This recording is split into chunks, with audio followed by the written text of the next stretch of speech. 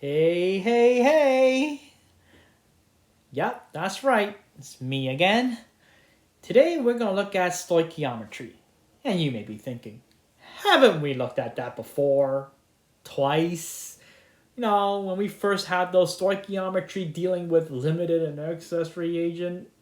Then we talked about solution stoichiometry. Are you doing stoichiometry again? When am I going to stop stoichiometrying? Well, you're never going to stop stoichiometry. Okay, stoichiometry is such an important concept in the realm of quantity chemistry that you'll never get away with it. Because what you're doing at all time in chemistry, you're reacting things, And people just want to know or expect how much you're going to get. That's just the way things go. So today we're going to look at stoichiometry with ideal gas situation. So let's take a look at this question. This is a nice question. Okay, we all know what stoichiometry is. I don't need to tell you the theory behind it again, do you? And I don't really need to tell you what ideal gas situation is because you already know that too. So let's put the two together in this lesson and find out certain things that normally you probably have no clue in terms of finding out a few months ago. So let's do this question. What mass of aluminum? So you're looking at this guy right here. So I want to know, what is the mass of this? To form 1.8 times 10 to the power of 3 liters of H2 at 30 degrees Celsius and 80 kilopascal. Okay. All right. Let's put in the information underneath those characters, shall we? Thank goodness I already balanced this equation for you. So under hydrogen gas, I actually have 1,800 liters of this at 30 degrees Celsius at 80 kilopascal. Okay, that's nice. So with this information, I am supposed to know how much of this I'm going to get. How much of this will I need to form this situation? All right, I know that the mole ratio here is 3 to 2. Okay? If I somehow know the mole of this, along with the mole ratio, I can get the mole of this. If I know the mole of this, I can easily find the mass of that. Oh man, that would be easy. So, do I know the mole of this? Yes, I do. Oh, yes, I do. Because this is just an ideal gas situation where I will apply my ideal gas law. Let's plug those numbers in. So you have 80 kPa. You have 1,800 liters of H2. Well, kPa, so I'm going to use 8.31 as my R. And don't forget that temperature is illegal. You need to change that to Kelvin. I'm not even sure how many times I've said that, but that will be 303 Kelvin. So what would this be? So 80 times 1,800 divided by the product of 8.31 times 303. That is going to give me 57 moles. So there you go. I found, using this information, the mole of H2. So all this is right now is a simple stoichiometry question where I'm going to take 57 mole, okay, and I'm going to, look at the mole ratio. So 57 mole of H2. The mole ratio here is that for every mole, 3 moles of H2, it is 2 moles of aluminum. So moles cancel, H2 cancels. So 57 times 2 divided by 3 is 38 moles of aluminum. Okay, 38 moles of aluminum. So all you have to do right now is really to find mass.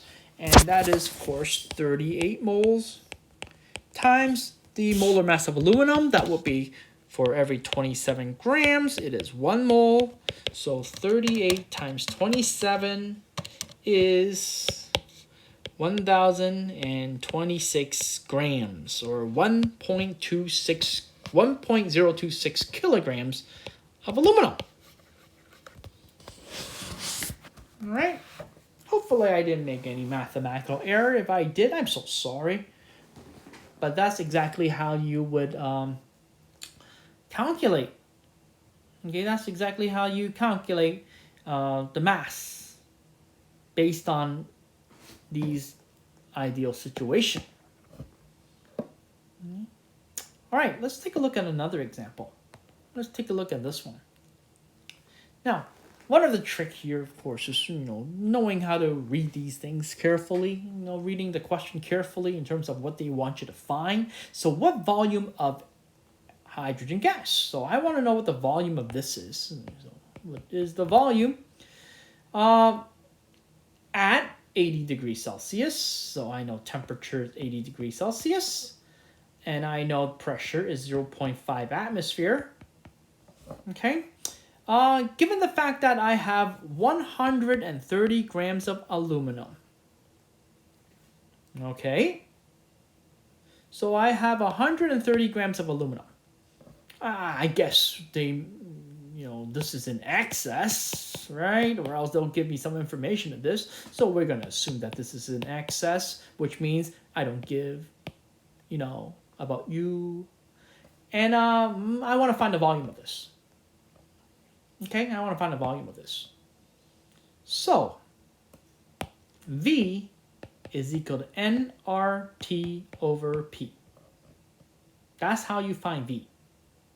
I have T, I have P, I always have R. But what is N? I need to find N. I need to find how much moles of this. With 130 grams of aluminum, can I find the moles of H2? Absolutely. It's called stoichiometry. So let's do that. So 130 grams of aluminum. I need to change that to moles. So that will be dividing it by molar mass of 27 grams per mole. Grams cancel. So for every 2 moles of aluminum, you can produce 3 moles of hydrogen gas.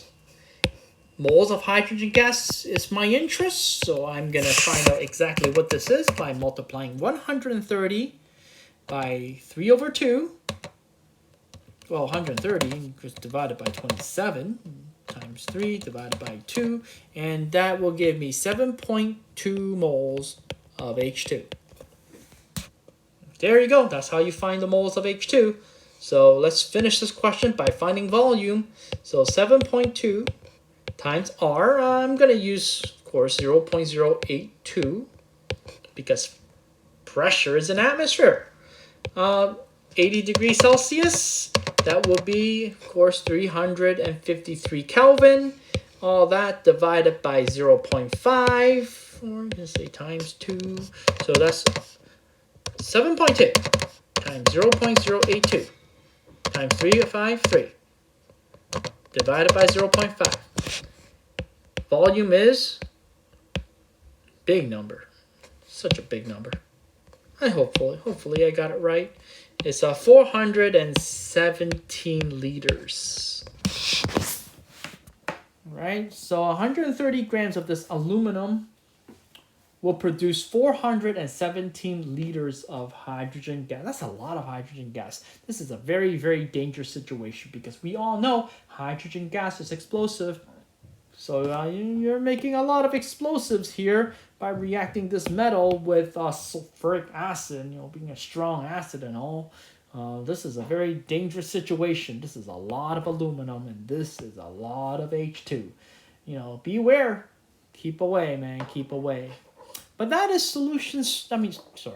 that is ideal gas law, mixing with stoichiometry. So if you know your stoichiometry, if you know your ideal gas law, this is just putting it together. Just like what we did, last lesson. Anyway, I hope you get this. And hopefully it's not hard. Have a good day. Goodbye.